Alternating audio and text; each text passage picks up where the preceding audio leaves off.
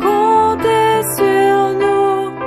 Ne voulons-nous pas aller tous dire à tous ceux qui sont perdus que nous les voulons pour Jésus. Cherchons-les, savons-nous le prix d'une âme? Content de nous retrouver, bienvenue dans notre série consacrée au leadership serviteur.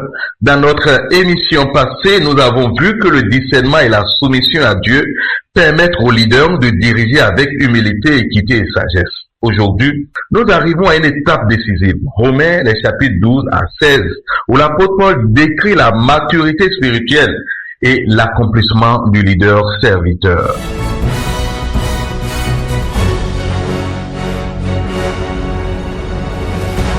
Qu'est-ce qui distingue un leader débutant d'un leader accompli? Comment passer de l'intention à la pratique, de l'humilité à l'action concrète?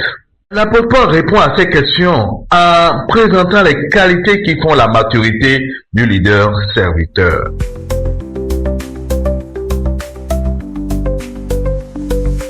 D'abord, l'apôtre Paul souligne l'importance de reconnaître les dons. Citation de Romains 12, verset 6. Nous avons différents dons selon la grâce qui nous a été donnée. Le leader serviteur doit identifier les talents de chacun et les mettre en valeur. Son rôle n'est pas de monopoliser, mais de coordonner et de favoriser la complémentarité.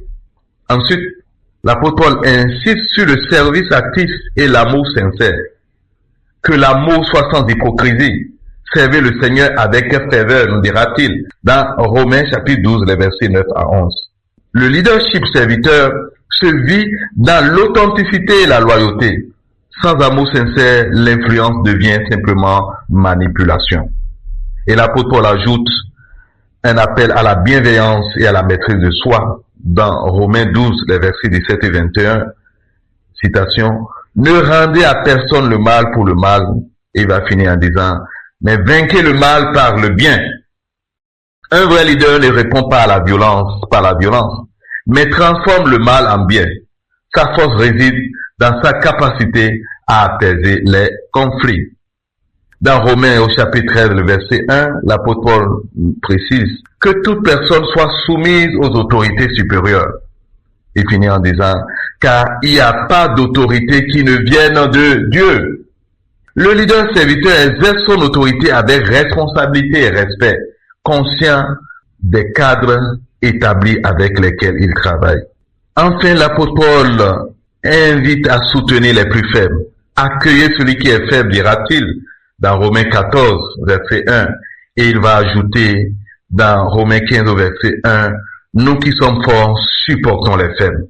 La maturité du leader serviteur se voit dans sa capacité à inclure, à encourager et à bâtir la cohésion collective.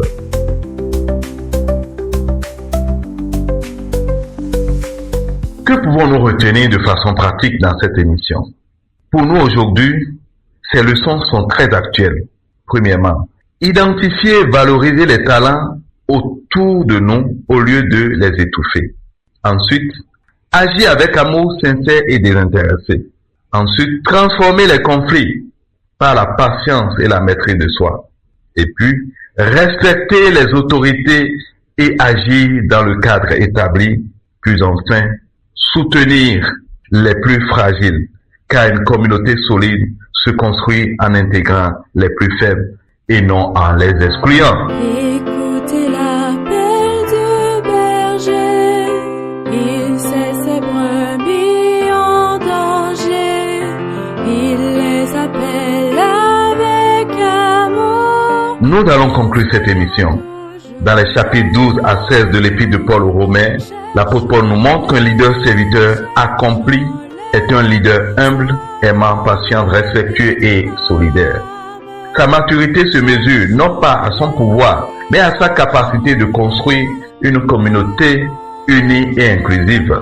Dans notre prochaine émission, nous quitterons l'étude biblique pour explorer les implications pratiques du leadership serviteur dans notre monde aujourd'hui, en entreprise, à l'église, en famille et dans la société. Merci de votre écoute attentive et retrouvons-nous très bientôt pour un nouveau rendez-vous sur le leadership serviteur.